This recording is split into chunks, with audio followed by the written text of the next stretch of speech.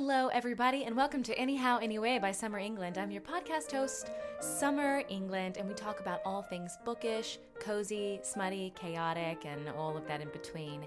Folks, I'm coming at you live after a medical emergency, and let me tell you something, this does have something to do with writing. It does, because when you're an author, everything can be cannon fodder for a story. So buckle in, because I'm going to tell it to you, mostly because a lot of people have been asking for the full story because I posted like snippets of it on TikTok and Instagram. And if you don't follow me there, you don't have to, because you'll get it here. Anyhow, anyway. So I go to the ER for a bleeding bladder. That's right. Well, first off, let me just explain something to you. I have autoimmune issues, okay? All right? Because I have the constitution of a Victorian child. And so sometimes my body will have inflammation of some sort, and then it'll just make it into something else. My body yes-ands ailments, mentally and physically, or allergy-wise. We love it. We love to see it. And I go to the ER. I'm with my grandfather because it's the first time I visited home in 5 years. Not only that, I'm ironclad in my grandfather's pajamas. Ill-fitting, I'm looking, it's tough. My hair has air dried overnight. It's stringy and curly and wavy, and my eyes are swollen because I should have gone to the ER long before I actually went to the ER, because my pain tolerance is pretty good because I'm usually in some a tiny amount of discomfort or pain, or I was used to it a lot growing up because I lived so much of my life with undiagnosed celiac disease and undiagnosed autism and undiagnosed, she's just generally sick. Anyhow, so I'm pretty used to pain. I can handle it pretty well. Okay. So I was having discomfort and then woke up in the middle of the night one night with really bad pain that I thought was like a back issue or something. I wasn't quite sure what was going on, and then fell asleep. It got better. Well, a few nights ago, I wake up and it's some of the worst pain I've ever felt in my life. I'm just going to breathe through it.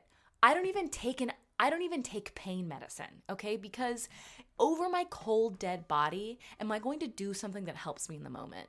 No, please don't offer me a solution. Please don't offer me medicine. I'm going to unnecessarily tough this out. I don't know what my deal is, okay? So we're in it. I'm suffering through. I am silently up in the spare bedroom. My kiddo is asleep next to me, and my grandparents are here. Everybody's asleep. And I'm like, I'm just going to have to breathe through this. I'm not about to wake up people or sneak around downstairs trying to find pain medicine. I will get through this. I don't know what's going on. Maybe it's gas. Maybe it's gas. So for hours, I'm just suffering through the night. Meanwhile, in my brain, I'm justifying this. Why am I doing that? I don't know. Well, around 2 a.m. after being in just some of the worst pain of my life, it was very close to labor pains. Wow. Reminiscent.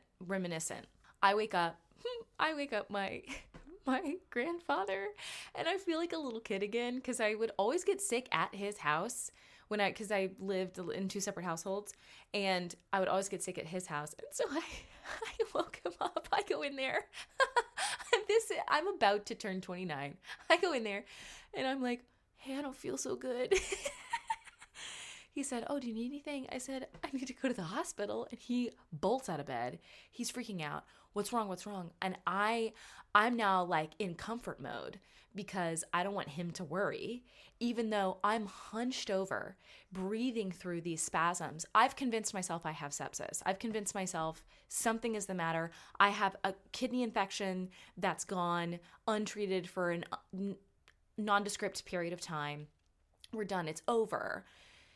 So we leave pretty promptly and we get to the ER. I have so many food allergies. I have to wear these like bracelets all around me that says allergy alert, allergy alert. So I'm fashion, okay? I'm Vogue, I'm fashion forward, everything. We waltz in, still in debilitating pain. They come in. I'm already fussy because I hate the amount of times I have to tell people what's going on and fill out paperwork about what's going on. And then the doctor's like, what's going on? Bitch, did you read any of the fucking things that I just sent in?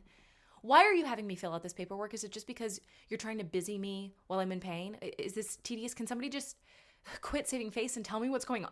Why? Why do I do that? Why did I spend time filling this out? Why did I spend time talking to the check-in nurse? What's going on for you today? Let me fill this out for you. And for you to come in and be like, what's going on?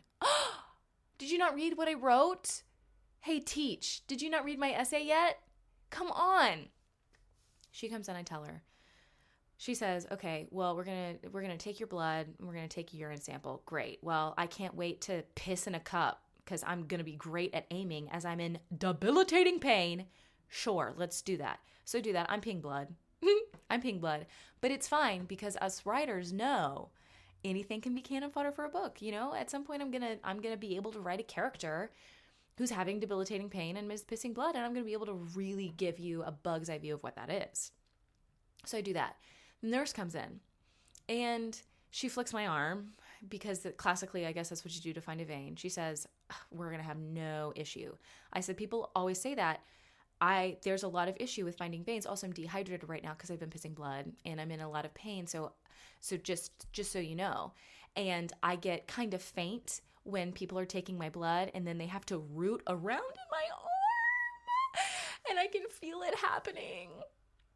And she says, don't even worry about it. Okay, well, whenever somebody says don't worry about it, then I am, okay? That's like because I'm an actor, when I walk in and a director's like, this is a safe space. This is a safe space. Why did you have to say that? Hey, why did you have to say that? Okay? That's like moving into a house in the 1800s and somebody's like, this is a nice house. This is a really nice house. I really sense good things in here. So who died? Who was murdered? Who's still here? Who's living in the walls? Why are we prefacing so much? Okay, whatever. She takes my blood, she misses. She keeps missing. She's rooting around. Meanwhile, I have not been given any medicine for the pissing of the blood. Okay? Nosferatu, he would say, on the third night. Well, honey, you don't even, just go to the toilet bowl, okay? I mean, that's disgusting to say. I can't believe I just said that on air to my listeners, but you know what? We're here. So she keeps missing. I'm growing fainter and fainter. I'm seeing black spots. I'm kind of making jokes because my grandfather's in the room with me and he gets so worried. So I'm trying to keep the vibes up as I'm the one in debilitating pain. and she gets it. And then she drops the tube the blood is supposed to go into. She said, oh, I'm going to get you a new tube. Can you hold this for me? Hold what? The needle? Yes. Ma'am, now hold still. Hold still. I'm shaking because I'm in trauma. I can't do this. And so I'm holding the needle and I'm trying to smile, but tears are streaming down my face. My grandpa's like, are you okay? I was like, oh, I'm totally fine. I'm fine. Yeah, I had to hold my own blood. What the hell? What the actual hell? Okay. And I guess my veins have an avoidant attachment style because, man, as soon as they sense fear, as soon as they sense like, oh, this is not feeling very stable, oof, they run away. They run away real quick. Wow, at least I'm consistent. At least I'm consistent in my soul and in my veins. She comes back, she gets my blood, whatever. We're waiting. The doctor comes in and she's like, we're going to go check you for kidney stones. A kidney stone? How would I have gotten a stone? No. The only stone I have is the sorcerer's stone, right? No. Not a kidney stone. We're going to take me to the CT scan. Okay. Well, this is where the story continues to get interesting because I don't know what author is in charge of my life. Because at first you think maybe I'm in like a horror comedy novel because what's going on? Hold your own blood. What is this? What is this backwoods? One, also, I'm in a fancy hospital. This is a really nice hospital. Okay. This is in a metropolitan area, which is, I mean, I can't, technically we're around far.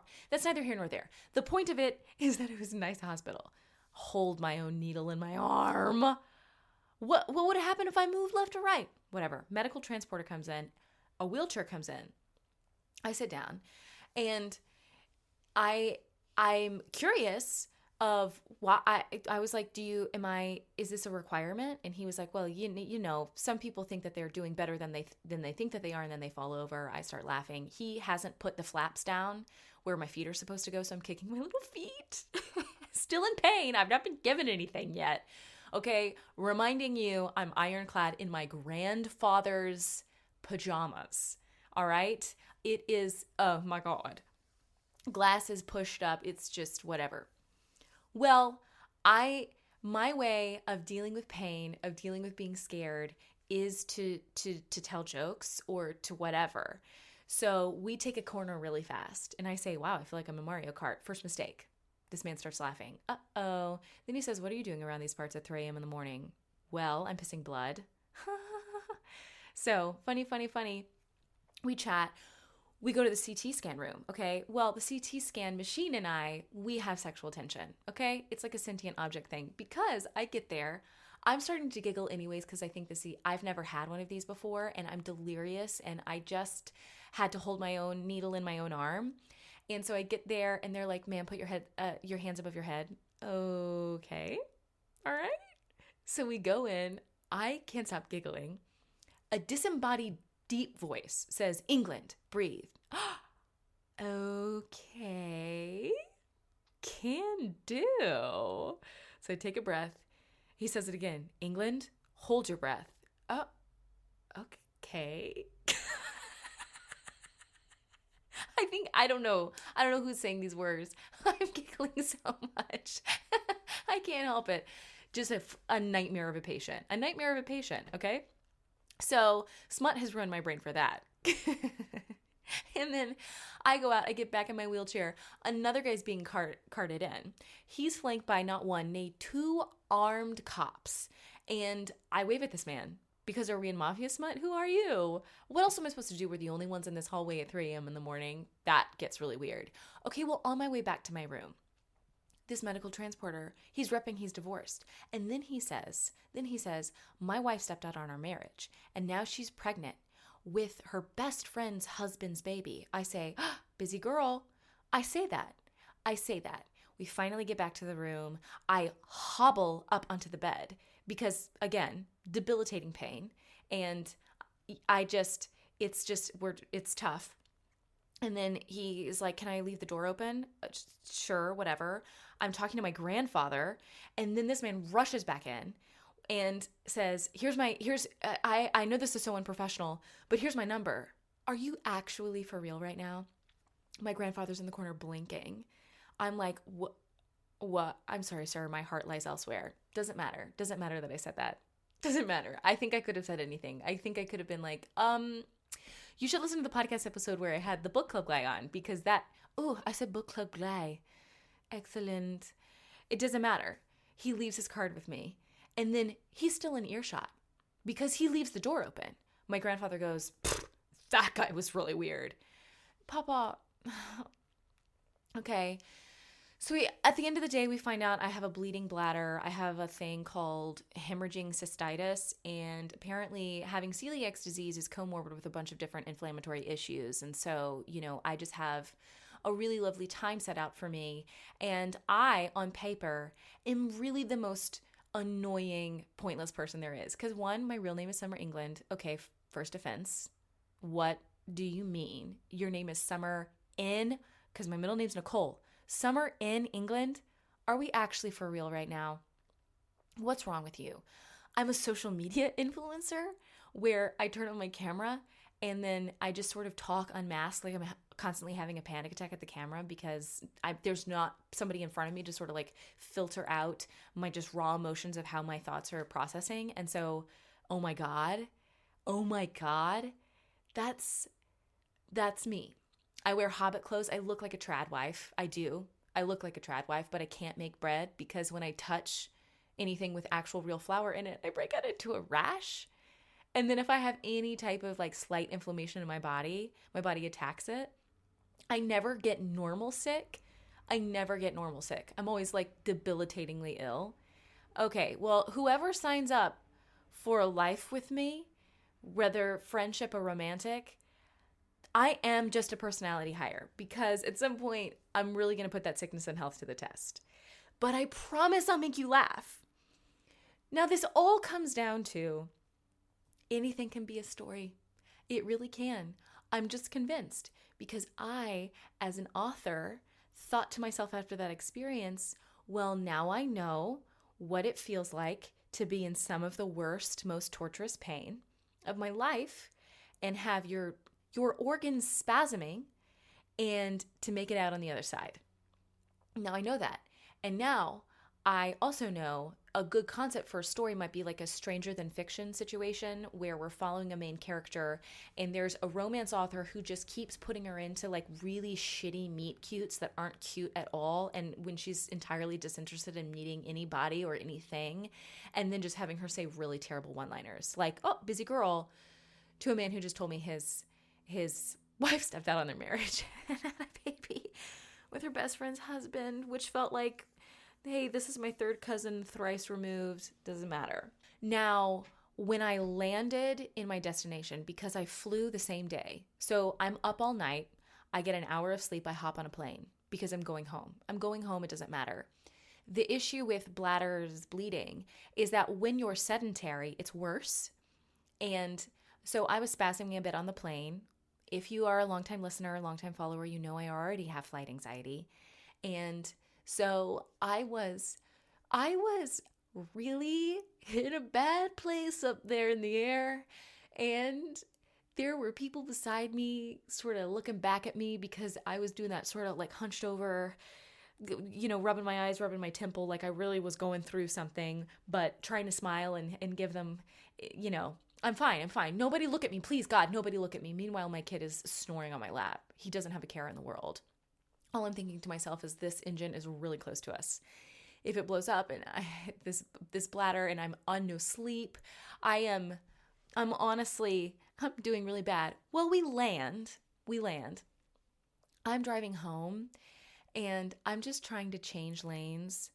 I don't need to change lanes. I just want to exert control over something. There's this truck beside me and he can't change lanes because the shoulder's closed off.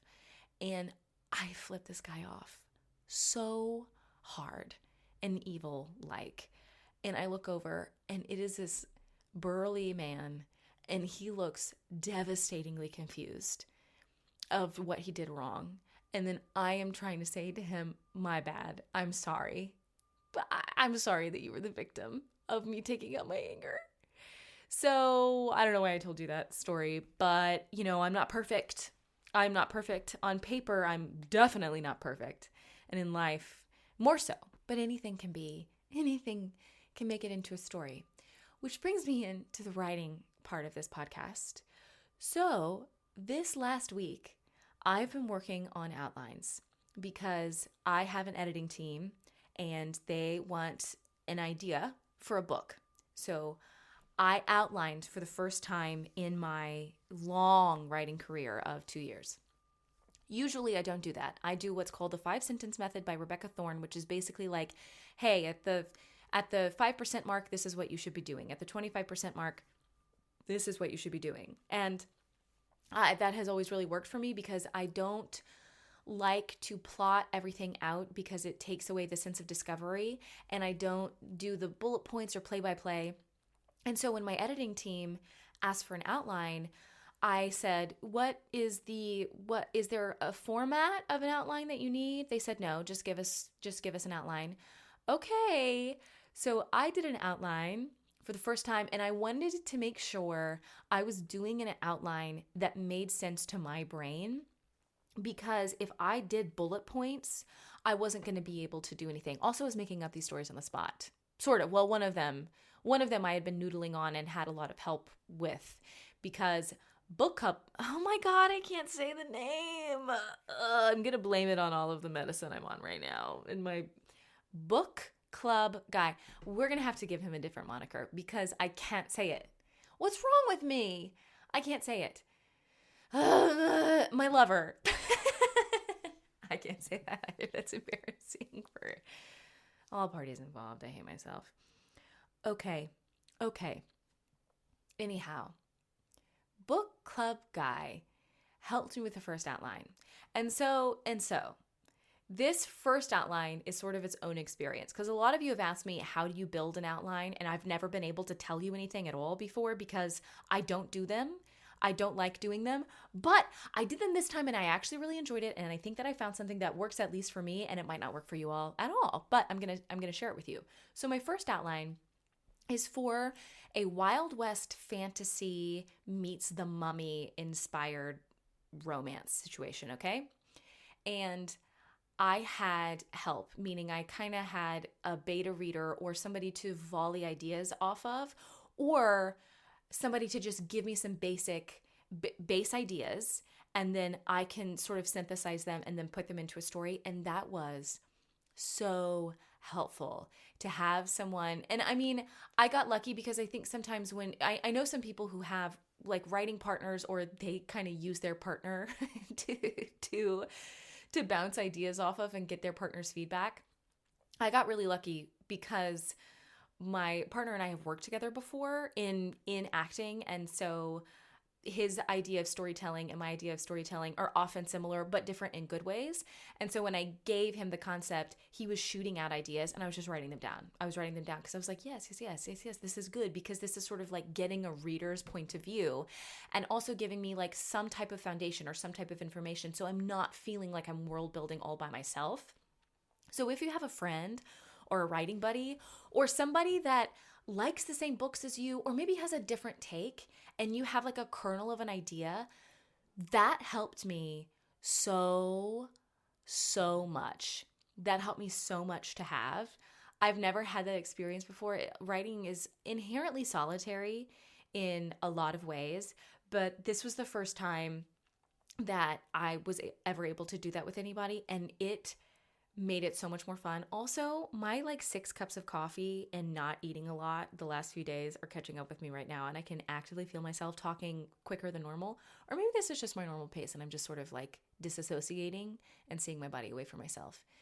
Anyway, we get back to it. So that outline, the Wild West outline, I had kind of a writing partner or somebody to continuously bounce ideas off of.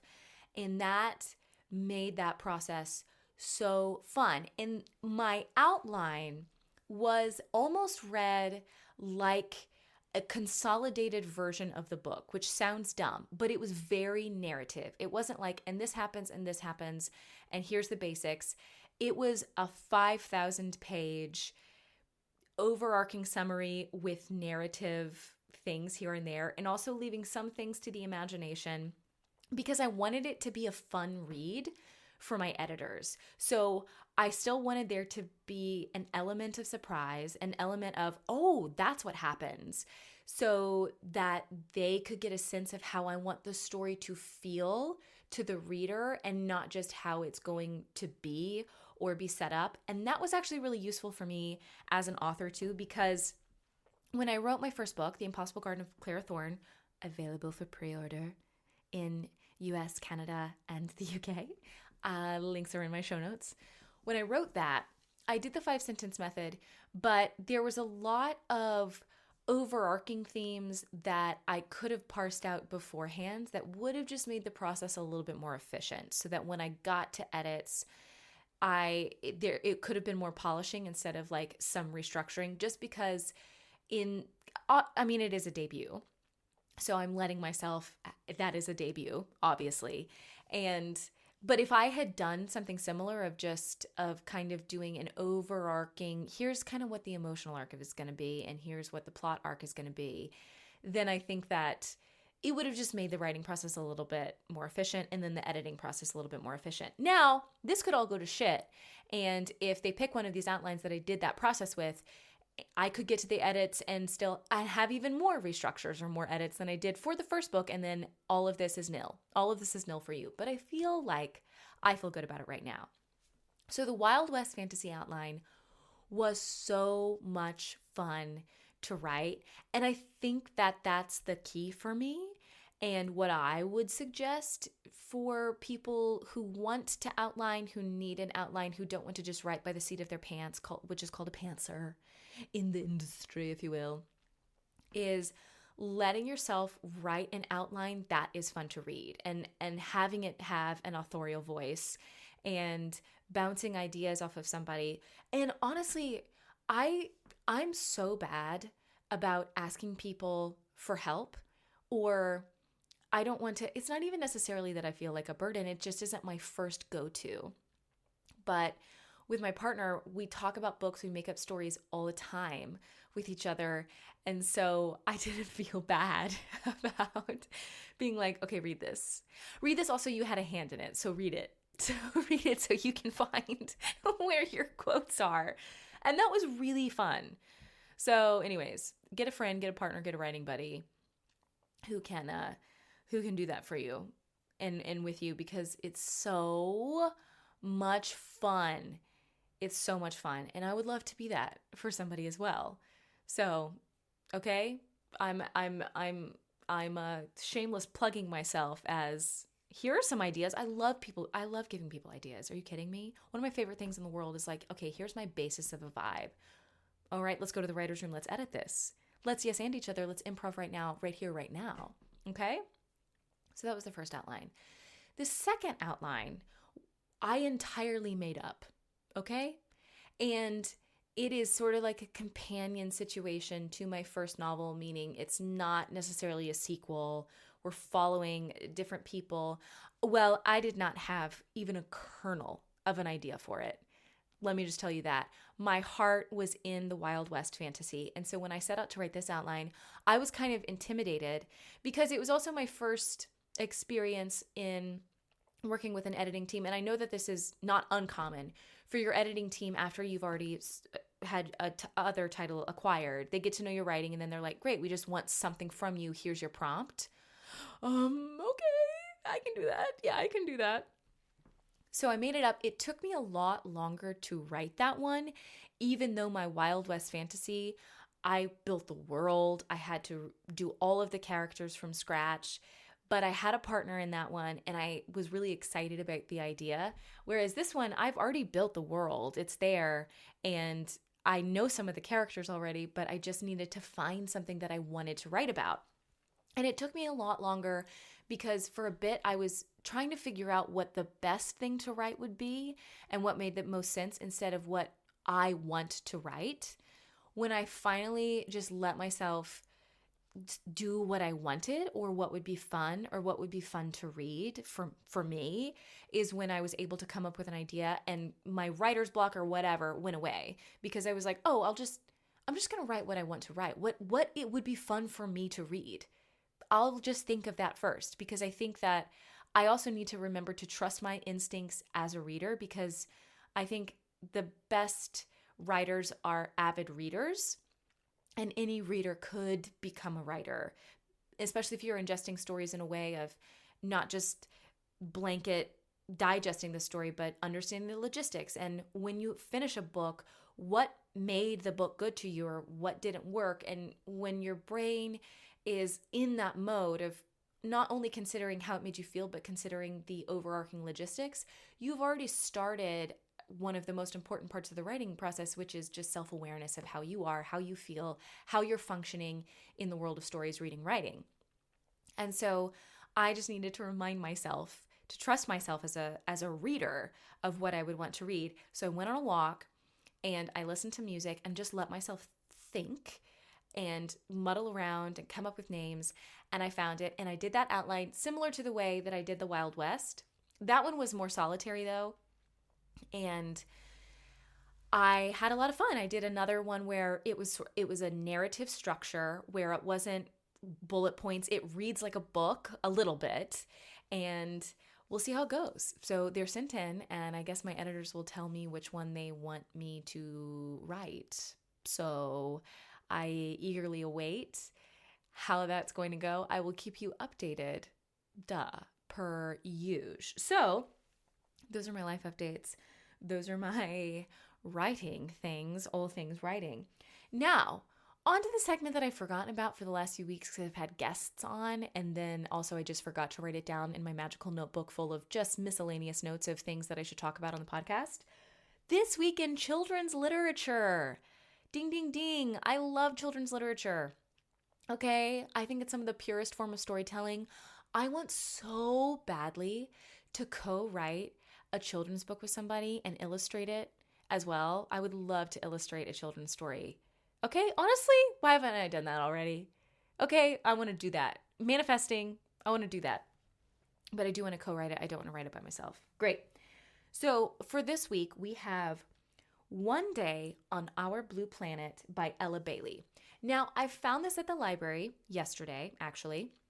And one thing I like to do, specifically in the children's section, is look for books that are very worn out, because it tells me, oh, these have been well loved for a very long time.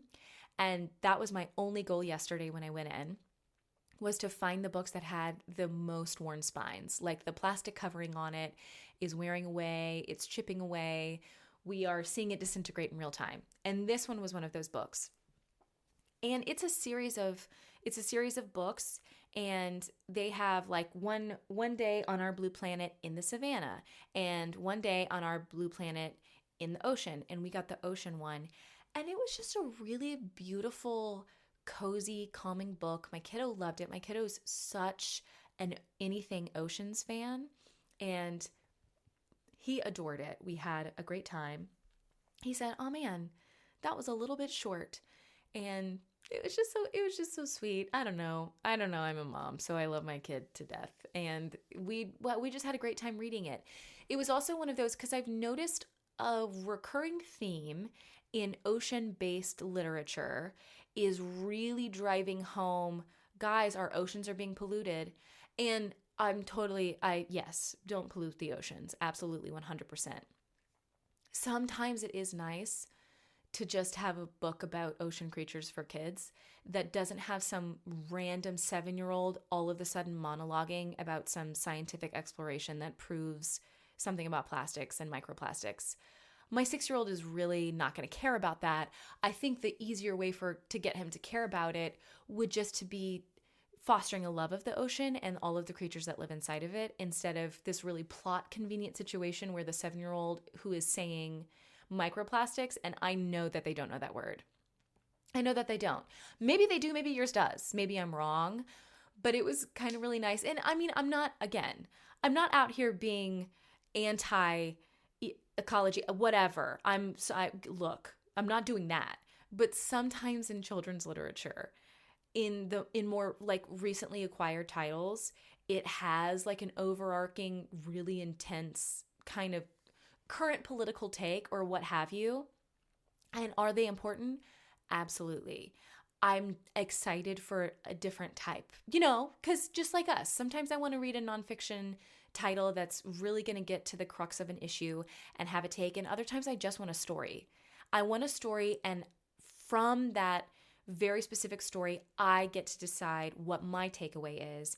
And the most life-changing books for me about how I view the world had nothing to do with, let me tell you my take on this current political whatever, or current happening. It doesn't even have to be political. It's just a good story. And from that book, he and I had a really great conversation about the ocean. And, I of course didn't have like a ton to say, but that opened up a lot more conversation than the more prescriptive books about the ocean that we've been reading. Again, I'm not trying to have a hot take. I'm pro cleaning up the ocean. I'm just saying sometimes in children's literature, I'm like, okay, guys. Okay. Why can we do this in a way that the 7-year-old isn't monologuing? I think that's what it really comes down to for me. It's not necessarily even about the content. It's about the way the content is suddenly there and being pitched in a way that I'm like, this is not aligning with the structure of the rest of the story. I think we can find maybe a more creative way, or way that makes more sense. If you want the 7-year-old in the story, our conduit for the reader, to be the person who is telling you, and this is what's wrong with our oceans, can we do it in a way that makes sense? Because after like the 4th book of a kid character who's using, whatever age appropriate, understandable language, all of a sudden monologuing about scientific facts,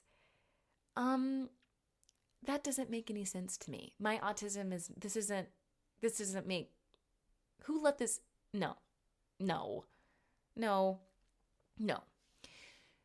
But that's just my preference. So this was a great read, really cozy. I'm excited to get the rest of the series. I'm glad I found this author, I pulled it out of and it was well worn enough that many people seem to like it. I'm very excited to read the other ones on one day on our blue planet.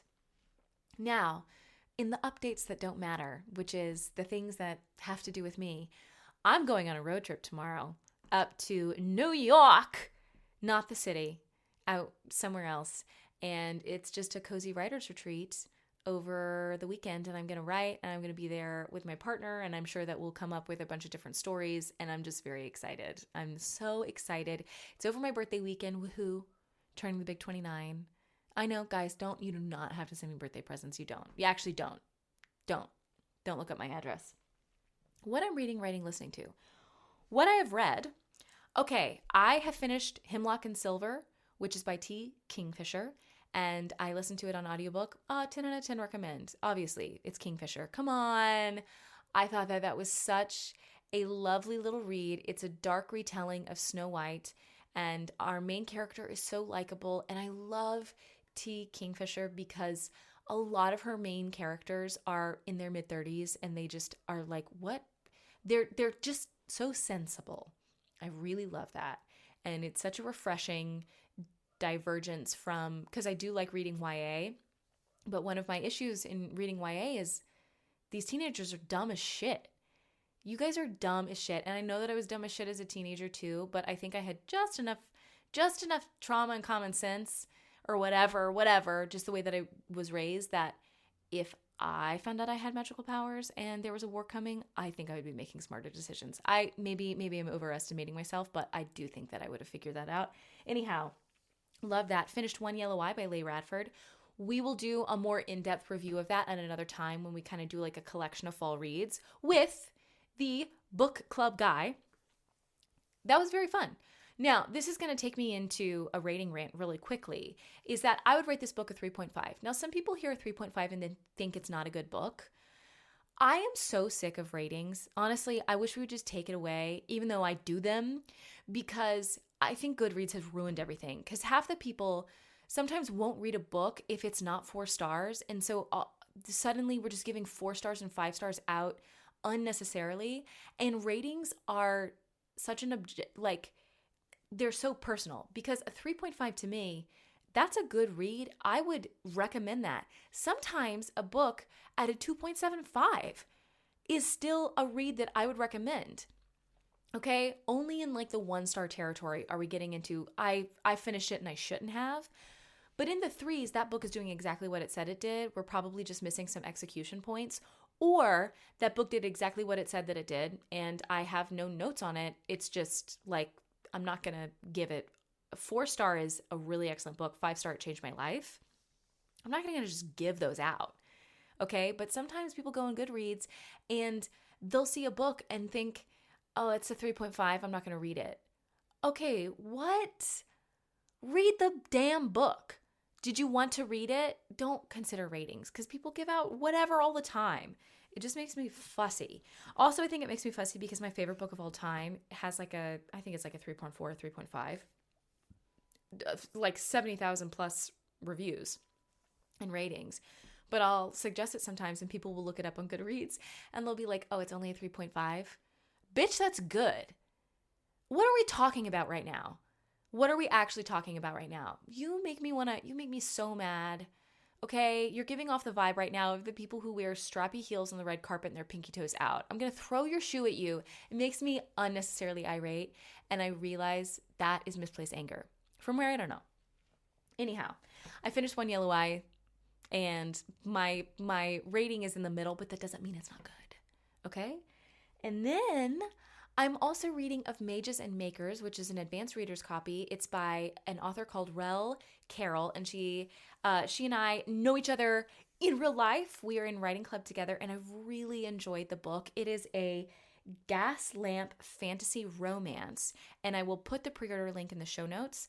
But if you like steampunk and romance and really lovely, not intensive prose, but it's flowery in a good way, where it's just like delicious mouthfuls of grammar. It's kind of if Brandon Sanderson was writing in romantasy gaslamp Victorian era. It's so fun. Also, indie author, the book comes out September 30th, and I've really enjoyed reading that. The cover is gorgeous.